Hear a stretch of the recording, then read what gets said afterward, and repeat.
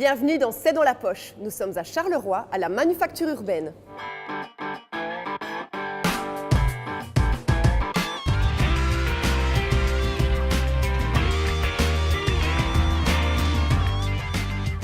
La Manu n'a pas encore ouvert ses portes. Comme vous le voyez, c'est le rush final. L'inauguration est prévue ce week-end et c'est déjà sold out. Mais nous vous proposons de découvrir les lieux en avant-première. La Manufacture urbaine, c'est d'abord un lieu chargé d'histoire. C'est un bâtiment qui a une âme industrielle. Ça a été autrefois une fabrique de papier peint. C'est également un magasin de vente au détail. Mais ça a surtout été, c'est pour ça que beaucoup de gens le connaissent, la médiathèque, avant que le déménage il y a une quinzaine d'années vers le Palais des Beaux-Arts. Désormais, ce sera aussi un lieu de vie. Tous les jours de la semaine, sauf le dimanche, le public pourra toute la journée boire, goûter les produits, manger le midi, le soir. Donc c'est vraiment un lieu public, culturel également, puisqu'on va y organiser des événements, des concerts, des projections, des rencontres, des débats, des salons. Donc c'est vraiment un lieu de vie qui va s'inaugurer ici. À la Manufacture, on manufacture également du pain, du café et surtout de la bière. On a 5 bières pour l'instant fixes. L'Asphalte qui est une stout assez légère, la Bank-Lob qui est une bière ambrée assez fruitée, la Blanc-Seing, la Charleroi 350 qui est une triple et la Carolo Pils qui n'existe pas encore mais on fait des essais. Car la Manufacture, c'est aussi un laboratoire. On va brasser beaucoup plus que ces 5 bières-là.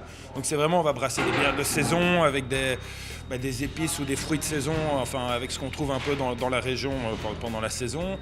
On va brasser des bières avec des gens aussi qui seront invités ici pour apprendre à brasser, apprendre les processus et faire leur bière avec nous.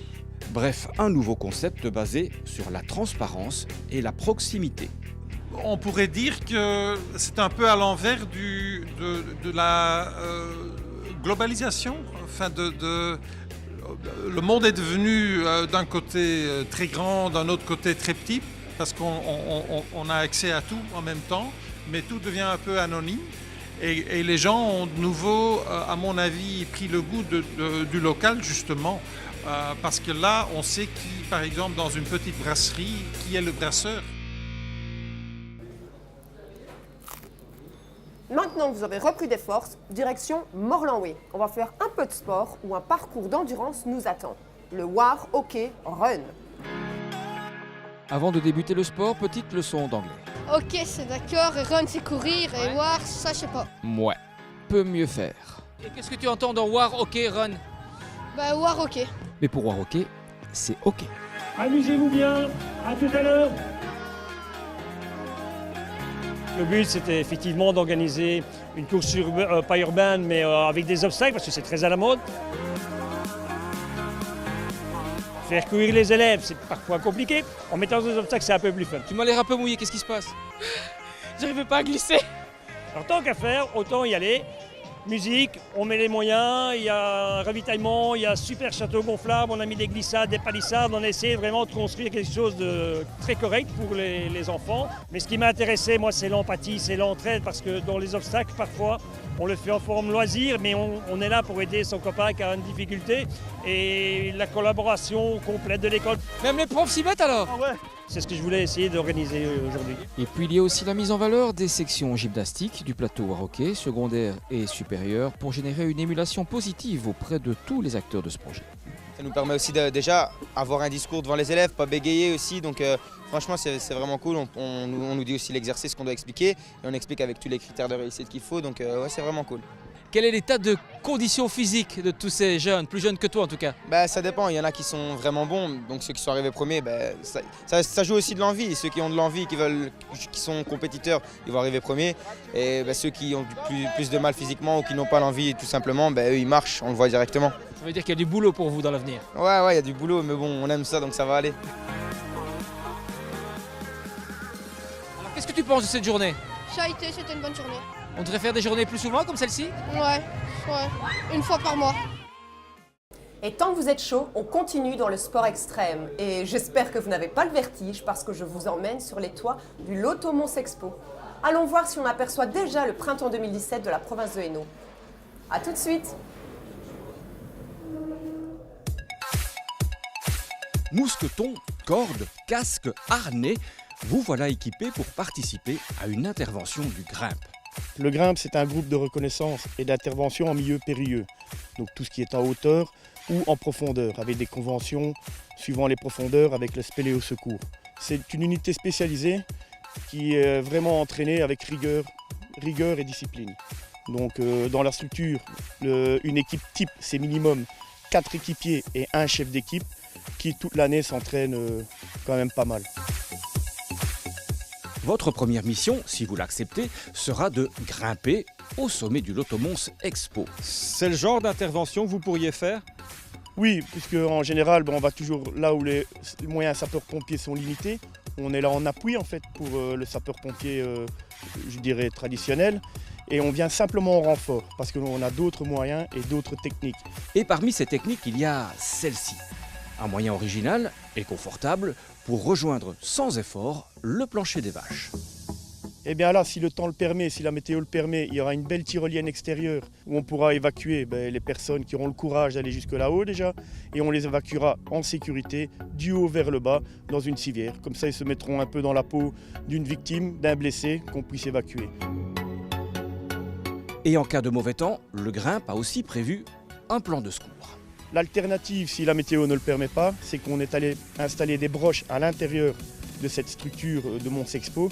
Et là, on pourra aussi faire un système de tyrolienne, mais une autre technique, c'est un jeu de poulies où on fait un effet grue, et qui est pas mal aussi. Seule précaution, avoir un minimum de conditions physiques et ne pas être sujet au vertige. Là, la porte est ouverte, à mon avis, de midi à 17h. Il y aura une file et on essaiera d'aller le plus vite possible pour faire participer un maximum de gens. Alors, si le cœur vous en dit... Vu d'en haut, on voit d'autres choses. Tout ce sport m'a fatiguée.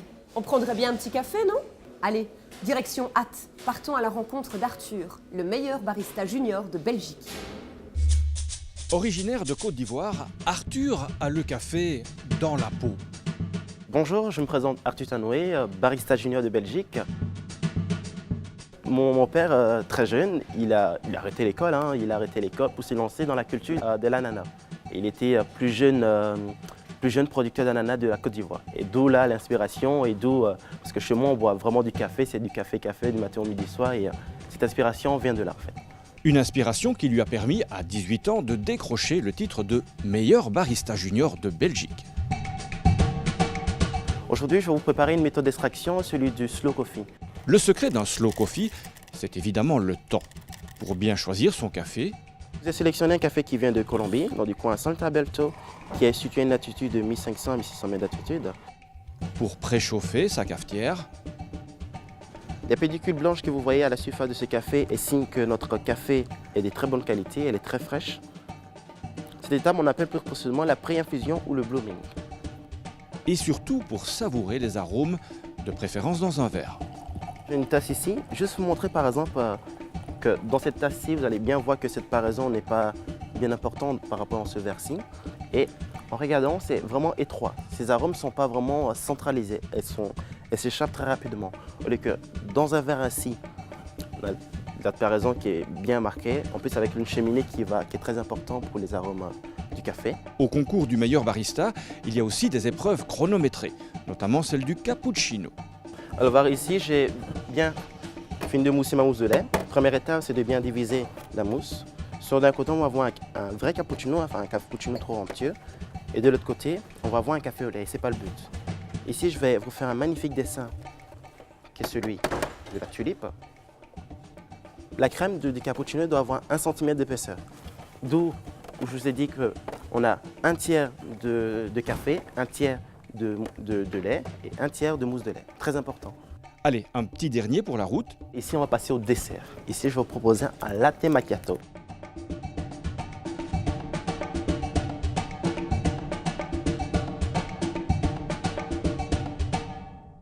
C'est dans la poche, c'est déjà terminé, mais on se retrouve jeudi prochain sur les remparts de Thoin et bien évidemment sur notre page Facebook. Bye bye!